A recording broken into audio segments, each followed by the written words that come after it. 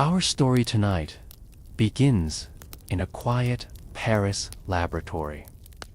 Around the year 1903, the city sleeps, its lamps flickering low, its cobbled streets washed clean with rain. The moon is high, but here, inside this modest workshop, another kind of light flickers. Not fire, not electricity, but something stranger. Something bluish, soft, pulsing gently from the edge of a cluttered desk. She sits there, alone, but not lonely. A name that sounds like a spell, discovered by her hands, refined through her mind. And now cradled in a thin-walled jar, hums quietly with unseen power. Her hands are careful, so steady, so practiced. She moves a glass vial, tilts it toward the lamplight, barrel after barrel, day after day. The work was exhausting, grimy, backbreaking, and yet, time, the light shimmered. They knew it was worth it. Not just the loud things like awards or lectures or applause. She listens to what flickers, to what pulses barely at the edge of perception, about noticing, about peeling back the dark to find something shining inside, worn, soft at the corners, filled with neat, steady script. She writes one line, then two, then stops. She's thinking, not of fame, not of recognition, but of questions still waiting to be asked. They emerge, slowly, like dreams forming at the edge of sleep. And this glow, this soft, silent breath of light, whispering now. She leans in, closes one eye, and just watches. She marks it not by hours, but by findings, by the way a liquid separates, by the weight of a powder collected in a shallow dish. But here, the only sound is the occasional scratch of a pencil on paper, a breath held, then released. Marie is small, thin from work, strong from purpose. Your breathing blends with the gentle pulse of the radium. You watch as if through a foggy window as Marie leans back in her creaky wooden chair. Let the quiet wonder wrap around you like a woolen shawl. She wears no lab coat, just a simple wool dress. Her hair is pinned back, but a few strands have escaped, floating in the still air like dandelion seeds caught in amber. She does not speak, but her eyes, they glow. And then, toward the glow that seems to come from within. It doesn't just shine, it breathes. This is radium. Outside, the wind brushes against shutters. A horse cart rattles down a distant street. The glow on her desk wasn't supposed to be there. Not really, but she noticed it. Of course she did, even when others missed it. That faint blue shimmer coming from a pile of notes and samples and things she should have put away. She could have ignored it, marked it as strange, filed it under oddities. But that isn't who she is. Not bright, not showy, but steady, like it's alive. It reminds her of childhood, of stargazing through frost-laced windows in Warsaw, of phosphorescent stones and the way candlelight bounced off copper kettles, little hints that the universe had secrets buried under the surface. Marie Curie listens to what the world whispers, though. The faint glimmer of radium against the blackness of the lab bench. Did you know?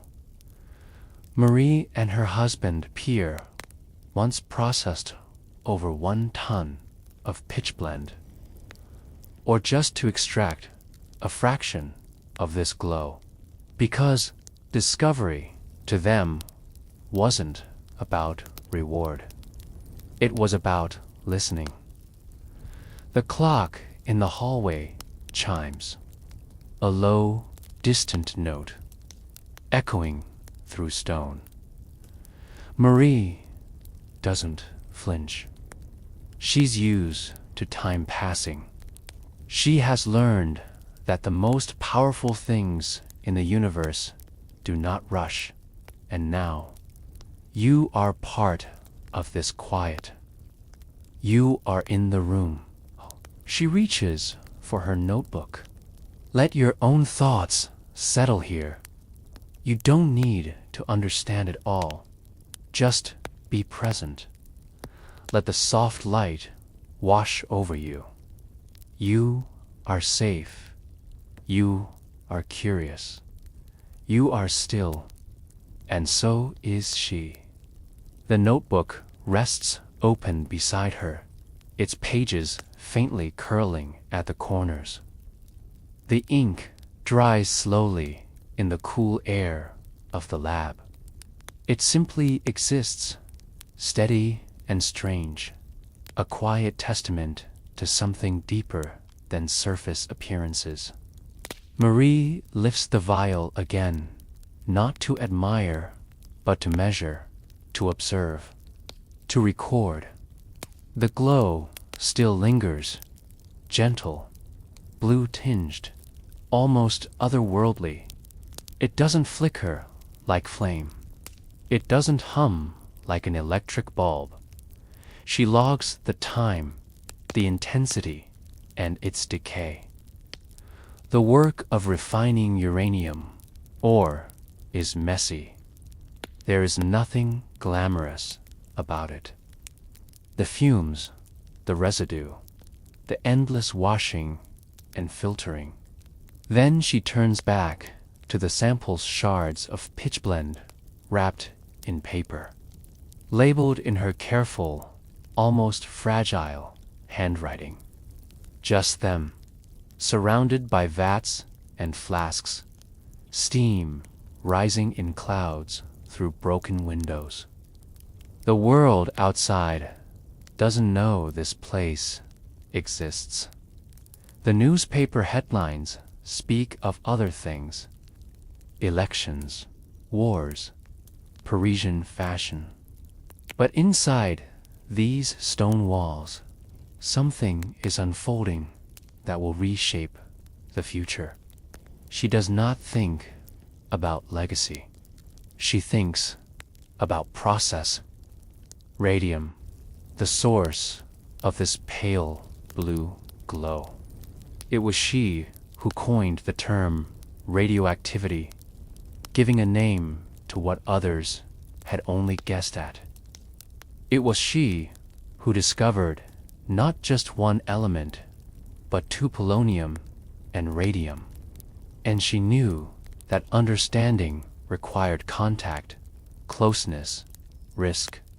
Marie lowers herself to the ground. There, in a corner of the lab, are the basin's broad metal pans filled with dark, muddy residue. She and Pierre had spent years boiling and crystallizing the residue by hand, slowly separating elements that had never been seen before. Until the rainy morning when his coat caught on a carriage and he slipped beneath the wheels. A moment, a tragedy, a silence that never quite ended. Sometimes the crystals sparkled faintly in the dark. Sometimes they didn't. But every glint, every grain carried weight. A hint, a direction. Marie understood patience and sacrifice. She wipes them carefully and moves to the next station. More samples, more readings. Would science open doors for women as easily as it did for men? She had already begun exploring its use in cancer treatment, applying tiny amounts to tumors. The results were promising. They worked in an old shed on the grounds of the School of Physics and Chemistry. No ventilation, no insulation, precise, especially those. They return in dreams, in walks along the Seine, in the hush between one breath and the next. Still warm. A janitor checking in. She nods, thanks him quietly, then returns to her desk. Still glowing. The tip glows faintly, like a firefly at rest. She lets the data speak, and the glow, always the glow. She moves it gently over a photographic plate, and then slides the plate into a cabinet to develop later. Brave. And yet, she remembered it as beautiful. Not the place, but the purpose. She stands again, dusts off her dress. Her hands are calloused from years of glasswork and handling rock. Her mind is constantly calculating. Theories overlap with measurements, emissions, decay rates, half-lives. Polonium, named for her homeland, Poland then, under Russian rule. A quiet rebellion hidden inside a scientific paper. Powerful, unstable, beautiful. She was not unaware of its dangers, but she believed in knowledge. Back at her desk, the room seems brighter than before, not from electricity, but from the faint shine of the samples themselves. She pauses, looks over her shoulder. No one there. Pierre would have been here, once, always with her, until the accident. She touches the edge of her notebook, then turns a page. There is more work to do. Radium behaves in ways no one expected. It emits heat on its own, without fuel. She believed it could help people, that it might treat disease. And this possibility of healing was what kept her here, night after night.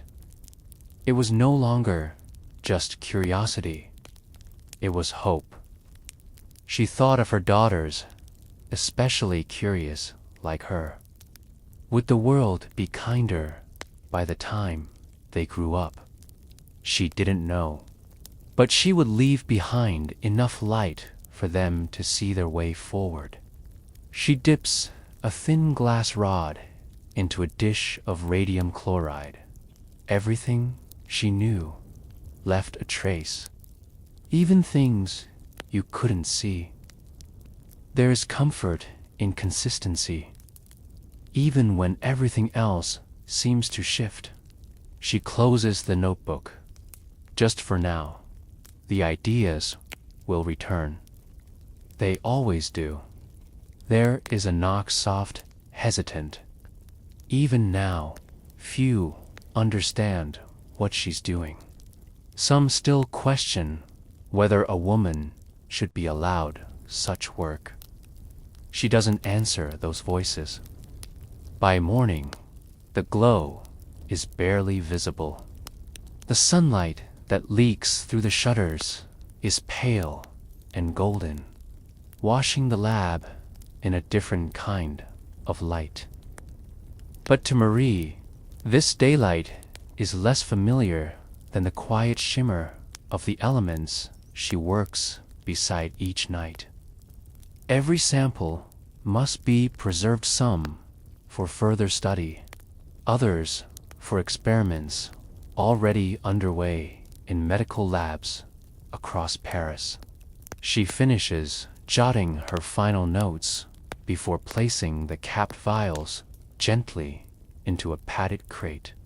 Her hands move without hesitation, but never without care. The work has a rhythm now.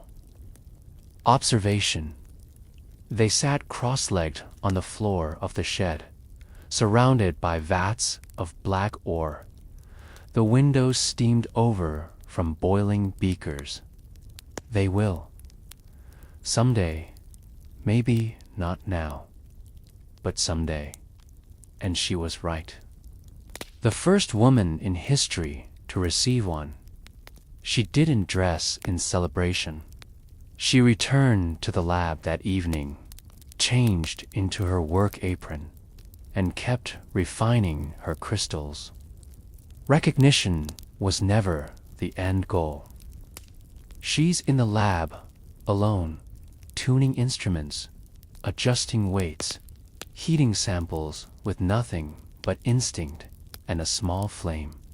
But inside the lab, it is still calm. Marie finishes wiping the residue from her equipment, then leans over a microscope. They're not measurements, they're reflections. She does this sometimes quiet musings when she feels close to something important. Not to see something new, but to confirm what she already suspects. She writes, even after the source is gone. She's thinking of decay now, of particles and time. Inside it is a vial of radium that glowed for nearly a decade, the first she ever purified. Its shine has dimmed now, but Marie still checks on it every week, still notes its warmth, still believes in what it meant, of how something can fade, yet still leave light, fleeting but never meaningless. Measurement.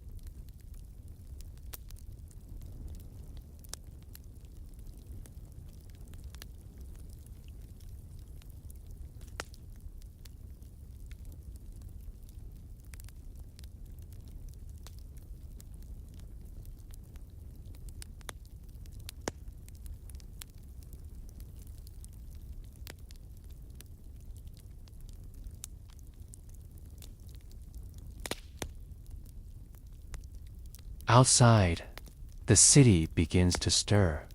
Shutters open. Bread carts rattle along the street. Children laugh on their way to morning lessons. For isolating radium and polonium, for defining radioactivity, for expanding human knowledge of the atomic world. The particles behave differently today, less scattered, more concentrated. She suspects temperature may be affecting decay rates. She recalls a conversation once with Pierre years ago, in the early days of their research. Pierre had laughed, brushing dust from his sleeves. "Do you think people will ever care about this?" Marie had smiled. A few years later, they were awarded the Nobel Prize in Physics. Later that week, she would become the first person, not woman, but person, to receive a second Nobel, this time in chemistry. But tonight, those accolades are not with her. She scribbles a few lines in the margins of her notebook. Does energy linger? Radium doesn't disappear. It simply transforms. On the far shelf sits a small wooden box, half covered by a cloth. Discovery, she has come to believe, is like that glow. She unpins her hair. A personal footnote, but no more than that. She seldom allows emotion to interrupt the work, but it's there. Poland lives in her like an ember.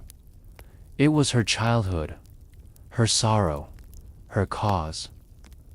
That same boldness sits within her still. The light in the lab dims again. It's evening once more. A full day has passed in near silence. Marie's fingers, slightly red from acid handling, tremble for the first time all week. She rubs them gently and exhales. There are others now helping her, assisting in the refining. Students, doctors, researchers, but none who work with the same hunger. She returns to the developing cabinet and lifts out a photographic plate. Faint markings appear, ghost-like impressions, radiation tracks like footprints across time. She smiles, just slightly. It worked. She sits back in her chair, plate in hand, and studies the faint tracings left behind. The marks are delicate curves, specks, lines almost like constellations captured on a night sky of glass. Each trail tells a story of energy. That's how she believes the world should be handled. With clarity, with care, of atoms breaking down, releasing what they no longer needed, of invisible movement finally made visible. She marks her findings, steady and precise. No flourish, no indulgence, just facts. And within it, the only glow left comes from the radium samples she's placed on a padded tray. The light outside has faded into full darkness now. The windows reflect only the room inside, but self-assured. And radium is exactly that. They cast pale halos on the surrounding metal, and for a moment, it feels like a planetarium, like stars brought inside, curated and named. She dims the lamp. Not to sleep, she rarely sleeps long, but to observe how the samples behave without competition. In the dark, the tray glows faintly 5 small vials, each a soft point of bluish light. There's something quiet about power when it's contained. Not silent, exactly. Radiates heat, constantly, without flame or friction. Enough to keep a small container warm.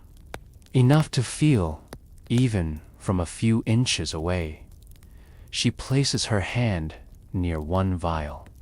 Feels the warmth press against her skin. It is faint, but real. Proof that even in stillness, energy moves. The hours drift. Outside, Paris lives on. But in this lab, time slows. In the knowing. On it, a single photograph. Peer, arms crossed. Hair mussed from a long day of work. He's smiling, but slightly off-center, like someone caught mid-thought. Not just as husband and wife, but as equals. Rare then, still rare now. Back then, she was just Mania Skłodowska, a girl who read textbooks under blankets by candlelight, who studied in secret, formulae, deductions, notes on isotopes. Because women weren't allowed at the university, she joined the Flying University, a hidden, underground network where women could learn, where knowledge was smuggled like contraband, where hunger for truth mattered more than laws, volatile, but capable of transformation. She learned chemistry from whispered lessons, physics by memorizing notes passed between hands in hallways, into treating cancer with targeted radium therapies, something she could only have dreamed of when she first saw that blue glow. She never forgot that. Even now, standing among glowing vials and award certificates, she remembers the courage of the forbidden classroom. Marie places the samples in storage, each carefully labeled, each sealed tight. She does not lock the cabinet, there's no need. What's inside cannot be stolen. Its true value lies in understanding. Later, she moves to the table near the window. She touches the frame, just briefly. They had worked side by side. His death had nearly stopped her, but grief, she found, was energy too. Unstable, yes. Even today, a century later, they must be stored in lead-lined boxes. Scholars who read them must sign waivers, wear gloves. She poured it into her work, into the Radium Institute she would later build, into training the next generation. The room smells faintly of chalk, metal, and old paper. She sits down to write again. Her pen glides smoothly. The science has evolved. Radium isn't just an element anymore. It's a doorway to medicine, to atomic theory, to questions about the very fabric of matter. She hears footsteps in the hall. A student, probably late, gathering supplies. The world is finally beginning to catch up. Women now walk through these halls openly. They speak loudly. They question boldly. Marie allows herself a rare smile. Her notebooks, she knows, are still radioactive. Even her handwriting glows. And yet, there was no caution then, no understanding of the risks. She had carried vials in her pockets, stored samples in drawers beside her bed, felt her fingertips warm without knowing why. But fear never overtook her. Because what glowed more than the radium was the idea that light could be harnessed for healing, that it could be shared. The war arrived like winter, gradual at first, then all at once. It was 1914, and the world cracked open. Cities fell silent. Trains rerouted. Men vanished into trenches. Marie had no interest in politics, not in speeches or uniforms. But she understood suffering, and suffering now filled every hospital bed. So she gathered her notebooks, her instruments, and her courage, and she left the quiet of the lab. With at her side, barely a teenager, Marie drove across the countryside in a makeshift truck filled with glass tubes and cathode ray machines, each one a beam of precision in a world of chaos. To repair generators, to navigate maps dotted with mud and fire, X-ray units. There were no glowing vials, just cold metal and wounded bodies.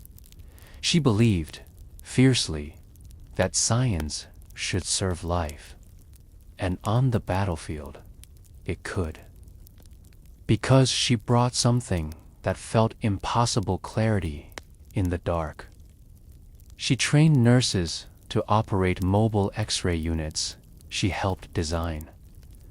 They called them petites, chorus little, chories, slept in hospitals, often beside the patients she helped.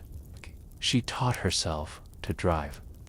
It was not glamorous. She believed radium could shrink tumors, that if it could be refined, concentrated, and directed, it could offer life, documented every reaction, shared every failure. But when the soldiers saw her arrive, they felt hope. She set up over 200 radiological units during the war, worked 16-hour days. She examined shrapnel wounds, located bullets, helped guide surgeons. There are no medals that measure how much pain she eased. No monument tall enough to echo her impact. But she remembered every name, every scar. And when the war ended, she returned to her lab, not as a scientist alone, but as a healer, a builder, a mother of two, and a quiet force, who had rewritten what it meant to be a woman in science. They worked in near silence, arranging samples, recalibrating a device. The world had changed, and so had she, of energy, of the curious beauty of invisible forces. Back at the Radium Institute, her work turned to medical application. And though the process was imperfect, the doses hard to measure, the side effects brutal, it was a beginning. She never promised miracles, only effort. She stood by the patients, and when successes came, she shared those too. Not in headlines, but in handwritten notes, passed to doctors across continents. She believed knowledge should never be locked behind walls, and so she gave it away. Even as her body unknowingly laced with radiation, grew frailer. Never once cursed the hours she'd spent beside the glow. In time, others would build upon her findings, refine her theories, use radiation not just for healing, but for energy and for war. But Marie never sought that. Her science was not built on ambition, but on wonder, for doctors, for dreamers, for those who saw mystery and leaned toward it, on the quiet question that asked, what else is there to understand? One evening, joined her in the lab again. Now, a physicist herself glanced at her mother and said, "It still glows." In the women who stood taller because of her quiet rebellion. In every glass slide, every scribbled formula, every daughter who asked, "Why not me?" Marie looked up. "Yes," she said softly, "it always does." They didn't speak of legacy or death or how Marie's own health was quietly fraying at the edges. They spoke of isotopes, would later win a Nobel Prize of her own. It was not coincidence. It was inheritance, not of money, but of meaning. Marie's bones ached. Her hands trembled more often. But she kept working, even as her eyesight faded.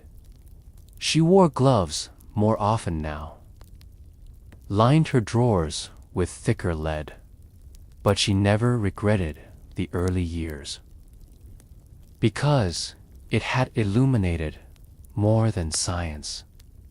It had lit a path for others to follow, for women. She passed in 1934, her coffin lined in lead, her body still radiant, and yet she had already scattered herself across the world. In her students and the patients she helped, she had no need for monuments. The glow was enough. Years after her passing, the lab still breathes with her memory. The floors have been polished, the windows updated, the air safer. But if you listen closely, you can still hear the faint tick of glass pipettes, the scratch of pen to paper, the silence she once shaped into knowledge. Her notebooks remain stored safely in light-lined boxes, still radioactive, still glowing, not with danger, but with devotion.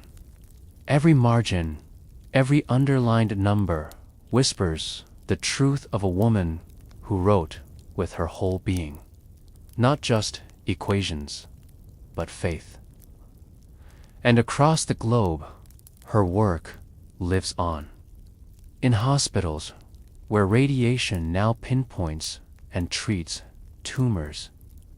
In physics textbooks, where her name anchors chapters, as if the universe itself remembered the woman who once made light from stone.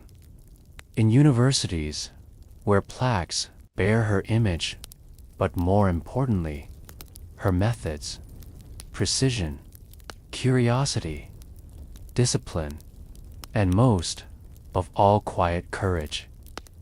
There's a crater on the moon named Curie, a subtle curve on the lunar surface that few have seen, but it's there, etched into the silence of space.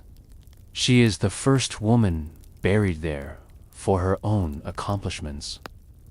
And she lies not beneath a statue, but beneath layers of earth and time and history. And who never asked for praise, only progress. A replica of her early radium sample, encased in lead, but still warm with metaphor. At the in Paris, where France buries its most honored, Marie lies beside Pierre, quiet, humble, enduring. But reverence, she traces her finger over Marie's name. Still, no sculpture could capture her. Only the glow could do that. And the work. In a quiet corner of her former lab, a display glows softly behind glass. Visitors lean in, eyes wide, voices hushed, not from fear. Even in silence, we can echo. Even in dust, we can glow. Without knowing. Without feeling the pulse that still radiates from inside those walls. Because this isn't just science. It's story. It's a hymn to perseverance, a lullaby of atoms and awe. Outside, the Parisian street hums with life. Trams roll. Children skip stones in puddles. Bakers call from behind counters. Most of them walk past the building without looking. But that's how she would have liked it. And somewhere, a young girl in Warsaw lifts a science book, not just as a name, but as a map, a reminder that brilliance has no boundaries, not of class, not of gender, not of time. That even in darkness we can make light. The glow remains, not just in notebooks or vials or machines, but in every person who chooses to wonder. In every lab where a question is asked. In every heart that defies the word impossible. That glow is what matters. It is what endures. And as you rest now, if you close your eyes, you might see it too. That soft shimmer in the dark. A memory of flame without fire. A quiet brilliance, pulsing gently, without need for applause. Not loud, not fleeting, but constant, like radium, like legacy, like Marie, before the vials, before the glowing notebooks, before the Nobel Prizes and the warfront clinics. There was a little girl named Manya, not yet Marie, not yet a physicist. Just a girl with a braid down her back and a stack of borrowed books beside her bed. Warsaw, in the late 1800s, was not kind to dreamers, especially not two girls with minds built for numbers. Poland was partitioned then, its identity scraped raw by empires. Russian authorities ruled the schools. Polish language and culture were suppressed. Freedom lived underground. And learning true, unfiltered, rebellious learning was an act of defiance. Manya's father had been a teacher. He lost his job for being too polished, too proud. Still, he kept his chemistry equipment at home, vials, beakers, balances. Manya would stare at them for hours. She didn't know yet what they were called, but she knew they meant something. They shimmered with potential. When she turned pages in a textbook, it felt like lighting a candle. Tell one concept at a time. At night, her sisters would drift to sleep, but Manya stayed awake under the covers, reading by lamplight, sometimes memorizing entire paragraphs. She was sharp, not because she wanted praise, but because knowing things gave her control in a world that often made her feel powerless. Her notebooks from childhood were neat, meticulous, filled with pressed flowers between the margins. Even then, her mind craved both precision and beauty. She enrolled in the Flying University, a clandestine school for women. It met in private homes, constantly shifting to avoid detection. Desks were cleared at a moment's notice. Books hidden in false bottom trunks. There, she learned from professors who risked arrest just to teach the periodic table. They spoke in whispers, took notes on scraps, shared truth like stolen treasure. This was her first lab, not with glowing elements, but with burning minds. She wanted to study abroad, but had no money. So she made a pact with her sister, Brania. Manya would work as a governess for several years, sending her earnings to help Brania attend medical school in Paris. When Brania was settled, she'd do the same for Manya. It was a long, patient plan. But Manya believed in the slow path, the steady burn, the experiment of sacrifice. She left home with only a suitcase, a polished French dictionary, and dreams wrapped in brown paper.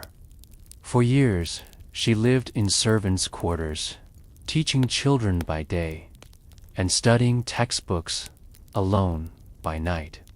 In winter, the ink would freeze in its bottle. She learned to write with gloved fingers, to study with trembling hands. But she never stopped.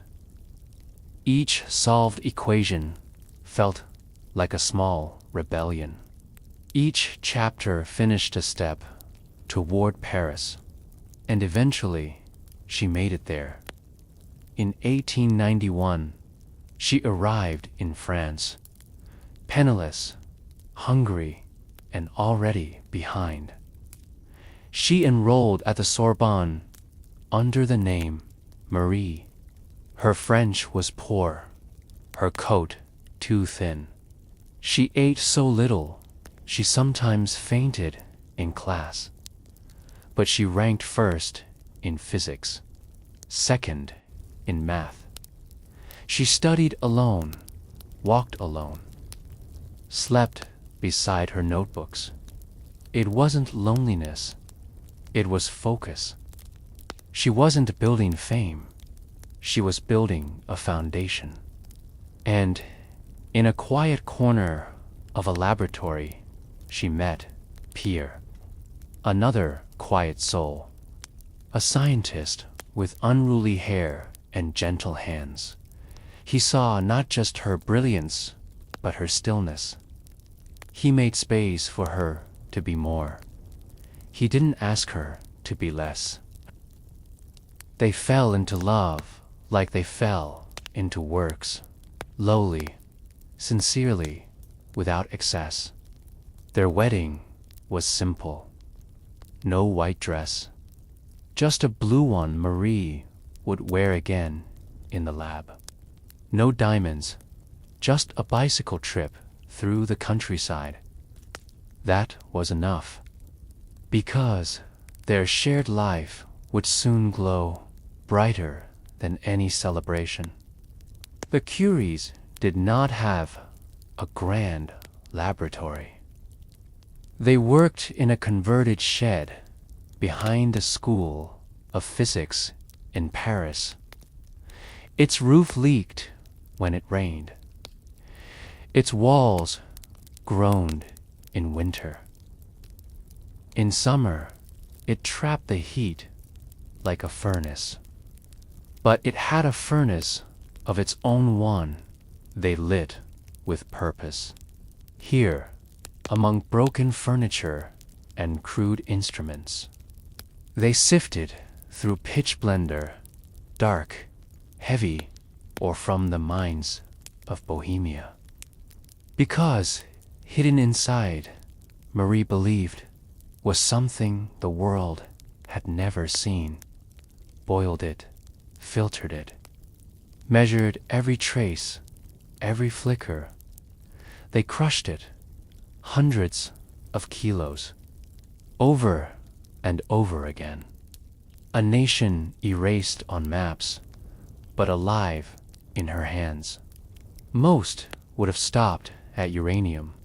It was the known quantity, the obvious glow. A substance so powerful it glowed in the dark, not with fire, but with its own mysterious energy.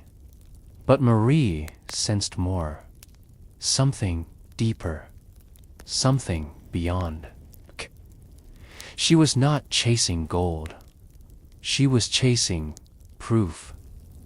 In 1898, they announced the discovery of polonium, named for her beloved Poland. Months later, radium.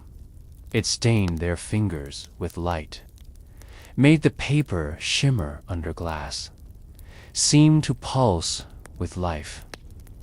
They had unlocked something ancient, something unseen. They didn't yet know the dangers, only the wonder. The work was brutal. They stirred vats with iron rods, evaporated acids over weeks, worked without gloves, without protection. Their lab notebooks became radioactive, their skin unknowingly exposed. But they pushed on, because the glow was not just beautiful. It was full of meaning, a new force of nature, a new chapter of physics. Marie coined the term radioactivity. She wasn't trying to be first, only precise. Pierre, moved by their shared purpose, set aside his own work to join her fully. They worked side by side, shared discoveries, shared fatigue, shared quiet smiles when samples finally flickered in the dark. At night, they'd walk home tired, but content. Sometimes, Marie would carry a small vial in her pocket, just to watch it glow by her bedside. Not for glory, for reassurance that the invisible could become real, that something small could change everything. In 1903, they were awarded the Nobel Prize in Physics, shared with Henry Becquerel. Marie became the first woman to win a Nobel. But at the ceremony, only Pierre spoke. He was hesitant, humble. He knew the prize belonged equally to her, perhaps more. Killed instantly. Later that evening, he wrote, "If one of us was needed, I wish it had been her." She didn't mind the silence. She had always worked beneath it. But history would not forget. Their joy was short-lived. In 1906, Pierre was struck by a horse-drawn cart in the rain. The world grew quiet again. Too quiet.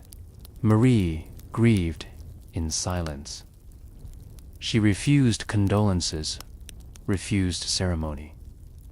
She returned to the lab within days, took his position at the Sorbonne, became its first female professor, and continued their work alone. Her lectures were not theatrical. She spoke with clarity, never raising her voice. She once told a student, "We must not forget that when radium was discovered, no one knew it would prove useful. It is a work of pure science, and in that purity she found peace." The years after Pierre's death were slow, heavy like lead, but steady. Marie kept walking forward, even when the world blurred around the edges. Not because she stopped grieving, but because grief had become part of her rhythm. Each experiment was a way to remember. Each lecture a way to continue the conversation they never finished. Industrialists wanted to profit from radium. They saw it as magical, glowing, powerful, mysterious. They put it in face cream, in toothpaste, in watches. Refused to profit from her past. She lived on modest means, drove her own truck, fixed her own equipment, because helping was never about status. It was about service. They promised it could cure anything. She helped found the Radium Institute in Paris, a center not just for research, but for training women scientists, developing treatments for cancer, gave them microscopes. When silence would stretch just long enough for the idea to take root. That fear could be melted by knowledge. That even the darkest unknowns could be lit by curiosity. But she never spoke loudly. Her voice remained soft, steady. She didn't sell radium. She explained it. Didn't pose for pictures. She tolerated them, gave them formulas. She often returned to a single quote. Nothing in life is to be feared. It is only to be understood. Gave them permission. Permission to question, to build, to matter. And continuing the quiet revolution she began decades earlier. She raised their 2 daughters, and Eve, in the same quiet strength she used in the lab. Drawn to science like her mother. Eve, 2 words and music like a melody to contrast the math. Marie didn't push either one. She simply made space, taught by example. Let them witness a woman not just surviving, even if others misunderstood its purpose. You already know how she left the lab again, this time with her daughter to bring mobile X-ray units to the front. How she taught women to operate them. How she slept on army cots beside soldiers. How she touched wounds, not with hands, but with beams of light. She once said, "Radium is not to enrich anyone. It belongs to all people." In 1911, Marie was awarded her 2nd Nobel Prize, this time in chemistry, for the discovery of radium and polonium, for her isolation of pure radium metal, for the methods that would go on to change the world. She became the first person in history to win 2 Nobels. Still, the only person to win in 2 different sciences.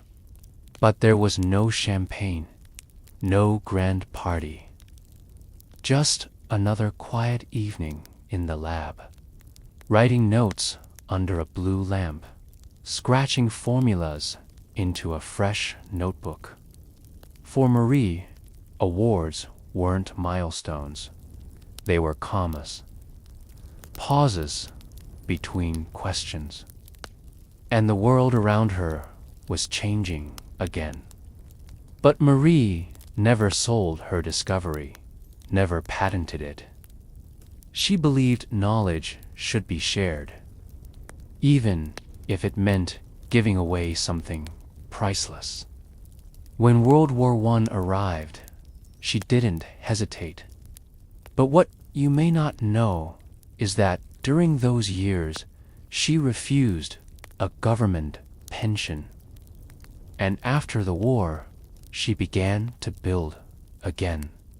She mentored dozens, many of them women. In the 1920s, she toured the world, visited America, England, and Belgium, met presidents, kings, scholars.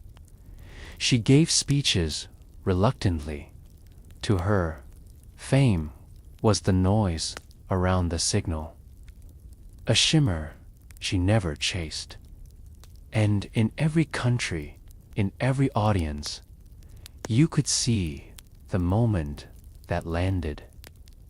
When a girl would sit forward, a scientist would lean in. The weight of years began to settle into her bones, but Marie continued to work, not out of obligation, but devotion, never a purpose. Her fingers, once so nimble with tweezers and test tubes, grew slower, but her mind remained sharp, focused, even as her eyesight dimmed, even as her health gently but surely faded. The decades of radiation exposure had taken their toll. She didn't know it then, not fully, no one did. Watched rise in the ranks, watched Eve publish and advocate. And she smiled more, quietly, as if the light she had chased all her life was now slowly reflecting back. She often forgot to eat, sometimes forgot the date, but never a formula, never a result. In the final years of her life, she still taught, still wrote, still traveled. She had handled radium with bare hands, carried it in her pocket, kept glowing vials in her drawers like talismans. It lit her path and dimmed her body, as if science was not just inherited, but sung forward. Because the world knew, Marie Curie had not simply died. She had given. She published a beautiful biography of her mother, titled Madame Curie. It became a bestseller, read in homes across the world, taught in schools, translated into dozens of languages. They will remain so for centuries. But they are preserved because they hold more than radium. They hold a woman's mind, a woman's resilience. It was a national moment. Flags waved, trumpets played, dignitaries gathered. But inside the crypt where they rest, there is peace, the table where she isolated radium, the instruments frozen in time, and the faintest shimmer in the air. Not radioactive, just reverent. A woman who changed how we see matter itself. They lit fires in classrooms, in labs, in lecture halls, and lonely desks. Fires that still burn. Sometimes it builds, quietly, patiently, atom by atom, word by word, life by life, everything, and left behind not a shadow, but a glow. But she never blamed the work, never regretted it. To her, the price was not in pain, but in potential. Her body weakened, but her will did not. She continued training young scientists at the Radium Institute. She was 66, cause of death, aplastic anemia, likely caused by long-term exposure to radiation. In 1934, Marie passed away in a small clinic in Saint-Célimas, France. But the reports were gentle. Even the newspapers whispered. She, too, won a Nobel Prize alongside her husband, Frédéric Joliot-Curie, for the discovery of artificial radioactivity. She built on her mother's work, expanded it, used it to explore new questions. After her death, her notebooks had to be stored in lead containers. Curie followed her mother's path, and when gave lectures, people often said she moved like Marie, spoke like her, paused in the same places. Eve Curie, Marie's youngest daughter, became a writer, pianist, and war correspondent. In every page, Eve captured what science could not. Her mother's silence, her steadiness, her extraordinary softness. Together, the Curie women wove a lineage, not of fame, but of flame. Because science, at its best, is not noise. It's quiet persistence, a whisper repeated across time. In 1995, Marie and Pierre Curie's remains were transferred to the Inn, Paris, and on her tomb. One line, Marie Curie Skłodowska. She never forgot where she came from, nor did the world. And if you visit the Radium Institute today, now the Curie Institute, you'll find her lab preserved. The kind of shimmer you feel when you step into a room that changed the world. The glow remains, not in the element, but in the example. A reminder that light doesn't always burst, even decades after her passing. Marie Curie's light continues to shine, not in a loud blaze, but in a steady, thoughtful glow. Around the world, her name is etched into schools, labs, hospitals, awards. Not just in France or Poland, but in every place that values discovery. They learn of radiation, its dangers, yes, but also its brilliance, how it allows doctors to find tumors, to treat illness, to peer inside the body without cutting it open. There's a crater on the moon, a street in New York, a metro stop in Paris, but these are echoes. Her true legacy isn't in names, not out of tradition, but respect. They speak her name softly, sometimes write it in journals, as if to say, I see you, I hear you, I will follow. It's in minds, in every young scientist who asks why, and stays up late to ask what if. Every time we publish research without seeking fame, we walk in her shadow. Every time we ask a question, not because it's useful, but because it's beautiful, we glow a little like she did. The matriarch of radioactivity, the spark of something unseen. But to many, she is simply a reminder that you don't need to be loud to be revolutionary. You don't need to be born into privilege to shape the future. You just need to care, to wonder, and to keep going, even when the world doesn't yet understand.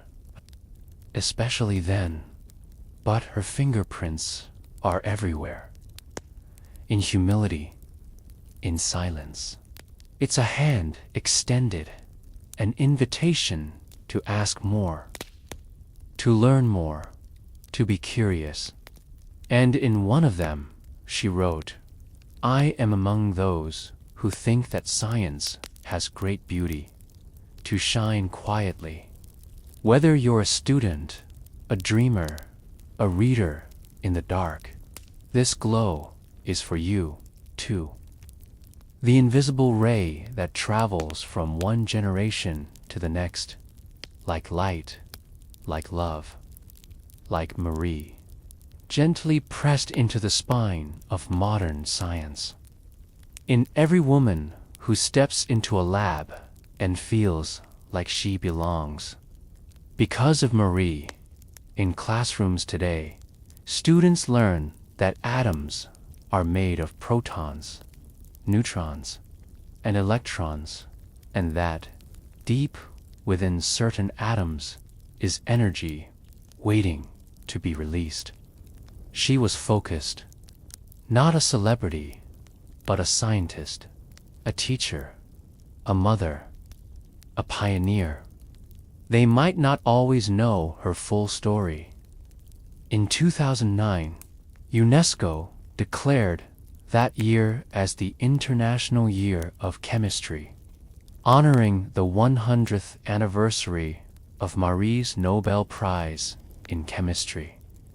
And in that same year, hundreds of thousands of women entered STEM programs, their numbers growing quietly but steadily, like radium's light, calling forward those with questions, those with courage, those with curiosity. A little more each year, a little brighter, because the glow is not just a relic, it is a signal. In Poland, young girls still place flowers on her statue in Warsaw. They wonder what's inside things. They mix shampoos like potions. They whisper questions into the dark. And somewhere in those dreams, a woman in a dim lab coat nods, scribbles on a notepad, and encourages them on.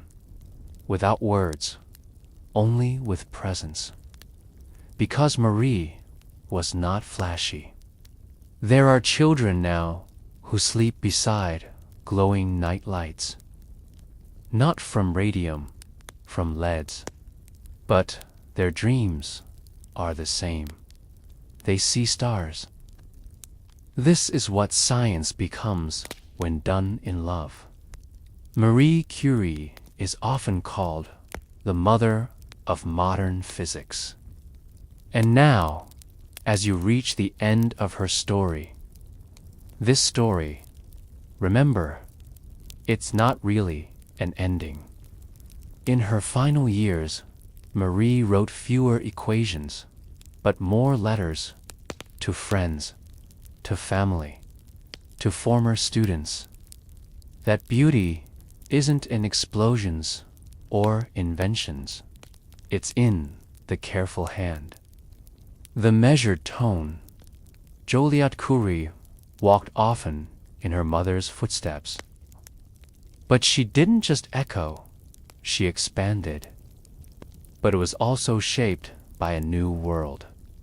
A world aware of the dangers of radiation, the ambitions of politics, the complexity of being a woman in power. She became an advocate for women in science, a director at the Curie Institute, a voice in international scientific cooperation. Some focused on the science, others on the struggles, others still on the quiet magic of her life's rhythm. None were complete. She was the first woman ever laid to rest there on her own merits, not as a wife, not as a symbol. Element 96. It joins polonium, named after her beloved homeland. Two elements, one woman, infinite echoes. As a scientist, people lined the streets, not in mourning, but in reverence. It wasn't just about a body being buried. They're kept at France's National Library, preserved in lead boxes, handled with care. Because even after a century, they radiate. Marie Curie didn't just illuminate atoms. She illuminated possibility, not with fanfare, but with focus, not with speeches, but with stillness. And if you close your eyes now, you might hear the scratch of her pencil, the clink of glass, the hush of a woman choosing knowledge over comfort, choosing truth over rest, choosing the glow over the spotlight. Not just energy, but presence. To read them is to feel her nearby, to witness thoughts unfolding in real time, to sit once more beside the lamp and remember. It was about a woman finally taking her place among the greats. She had long since equaled. Because Marie Curie wasn't just a story, she was a texture, a way of being, a method, a mood. Like the soft blue glow of radium, not obvious at first, but unforgettable once seen. And like her mother, she gave deeply, too deeply. She died young at 58 of leukemia, likely due to radiation exposure. Like her mother, a quiet sacrifice, unwanted, but understood. They learned how to create radioactive isotopes, opening doors in medicine, industry, and physics that had only been imagined. They shared a Nobel Prize in chemistry in 1935, 1 year after Marie died. It was as if the baton had been passed not by ceremony, but by devotion.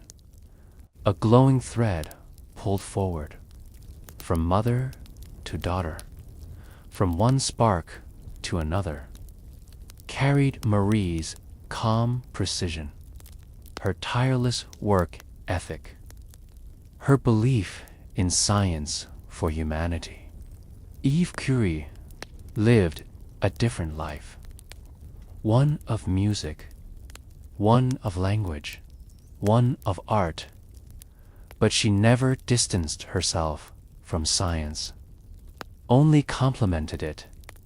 It captured what Marie never wrote herself, the love, the loss, the stillness between discoveries.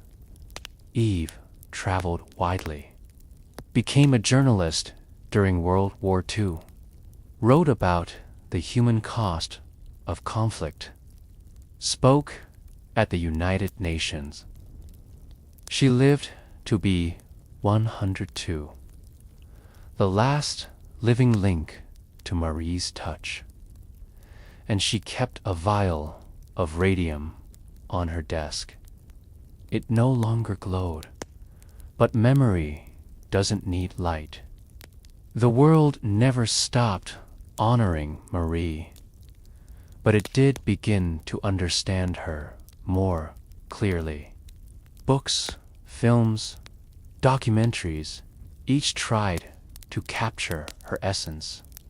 In 1995, when her remains were moved to the Francis Temple to its greatest citizens, it marked a shift. Today, you'll find her name on university plaques, hospital wings, even spacecraft instruments. There's a radioactive element named after her curium and the notebooks. The ones still too radioactive to touch. Legacy is not what you leave behind. It's what you leave within. Marie Curie never set out to become famous. She wanted truth. She wanted to understand. She wanted to look at the invisible and say, yes, it's there. And in doing so, she made the invisible visible, the untouchable touchable, the forgotten remembered. She didn't change science by force. That knowledge should be shared, not owned. That discovery was not a crown, but a candle. In France, science fairs echo her name. In textbooks, she appears not just in chapters on radioactivity, but in chapters on courage. She reminds us, you don't need armor to be strong. You don't need applause to be right. Sometimes, all you need is a question and the patience to follow it, even into the dark. Because they echo in whispers, not shouts. They sink into soil, into cells, into syllables passed through generations. Like hers, like this one, but for something, a quiet glow you carry. A question that keeps calling. A purpose you don't yet have words for, but feel. Follow it, even if no one else sees it yet. Even if it's heavy, even if it doesn't glow all the time. Past quietly, and they'll thank you without ever knowing your name. She is a reminder that truth is worth seeking, that quiet matters, and that glow, the real kind, comes not from being seen, but from believing, patiently, hand to hand. She changed it by returning again to the experiment, to the silence, to the notebook, to the light. In today's world, her influence is woven into things so common we almost forget they're miraculous. X-rays in hospitals, cancer treatments that target cells with precision, radiation therapy that saves lives every day. Even our understanding of the atom, its structure, its power, its potential, sits on the foundation she helped build. One vial, one page, one night at a time. And yet, Marie never patented her discoveries, never profited from radium, never protected her findings. She believed science belonged to everyone. In Poland, little girls still wear paper lab coats on Marie Curie Day. She lived through wars, through exile, studying in secret, dreaming in silence. And she became the woman who changed how we understand energy itself. But she never hardened. Her voice in interviews was soft, her eyes steady, her letters kind. Marie Curie proved that a scientist can also be gentle, and a woman can be both mother and mind. Flame and calm. Flame and calm. She was once just a girl named Manya, walking through Warsaw with books hidden under her coat. It is quiet revolutions that last the longest. And now, perhaps, a candle has been passed to you, too. Not for science, perhaps, because one day someone else will walk in your light.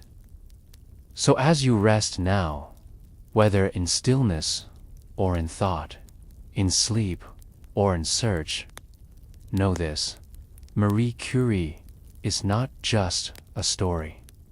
Sometimes, when the world sleeps, quiet things continue.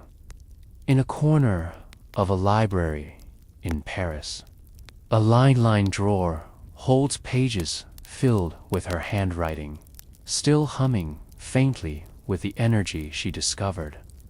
Not dangerous now, just present. In another part of the world, a small girl peers through a magnifying glass, watching light bend through droplets of water. She doesn't know Marie Curie's name yet, but she will. And in a laboratory where glass clinks and machines hum, a researcher notes a sudden anomaly, surprising result. He writes it down, just as she did, a thread, delicate but unbroken, reaching across time from her fingertips to yours. Not to burden, not to weigh, only to connect, carefully, curiously, she said. One never notices what has been done. One can only see what remains to be done. Even as her hands trembled, she turned the pages. Even as her health declined, she looked to the stars, not to dream, but to understand. She did not rest in laurels. She rested only in questions. The glow has never gone out. It only changed form. What began as curiosity in a hidden Warsaw attic, as a scribble in a borrowed notebook, as a shimmer in a dusty vial, became a tide. You do not have to see the end to start something beautiful.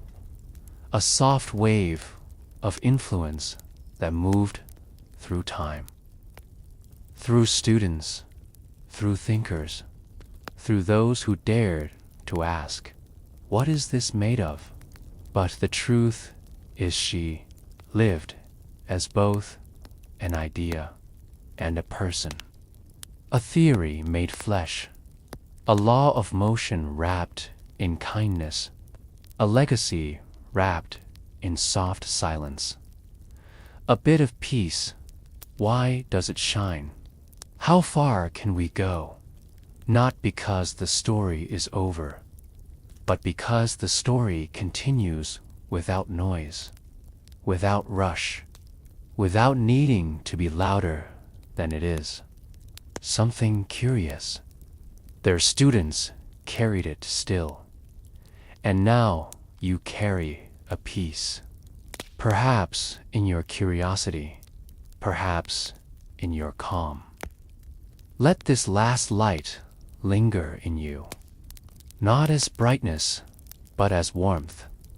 Let it wrap around your thoughts like a shawl of memory. Let it hum gently in your chest. Perhaps in your own refusal to give up on the gentle work, the meaningful work, the quiet work. Something quietly radiant.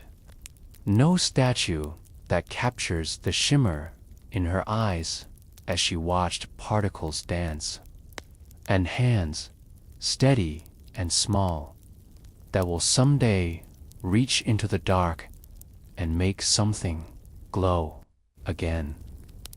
And if you sit very still now, you might feel it too, to remind you you are part of something vast. You are never too small to discover something vast, never too quiet to change what matters, and never alone in your wondering, tending the questions, following the glow. Late in life, Marie was asked how she stayed so driven, a kind of truth that didn't belong to the strong or the loud, but to the steady, to those who worked when no one watched, who studied while the world turned, who asked without guarantee, and though her body grew tired, her wonder never did. She believed science was a form of hope. And now, perhaps, that is you. Not in a lab, maybe, not with equations, but in your own quiet way. As you listen now, maybe the room is dark. Or maybe there's a little lamp beside you. It's light, gentle, amber, warm. That glow connects you to her, to every night she spent bent over a notebook, eyes soft with fatigue, mind alive with wonder. She never knew how much would follow. She simply did the work. And that, perhaps, is the secret. Marie never expected fame, never sought power. She wanted a place to think, a quiet room. She once said, "Be less curious about people and more curious about ideas." And now, as the final pages turn, as the lab grows quiet, as the world rests so, can you, her daughters, carried it forward. There is no monument that glows like radium, but there are hearts that remember, minds that are still opened by her name. So sleep now, if you are tired, or just lie still if you're not.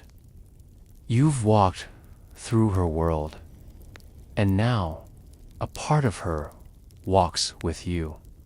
Because someone, somewhere, once lit a candle in the dark hand, it still glows, even now, even here, even in you.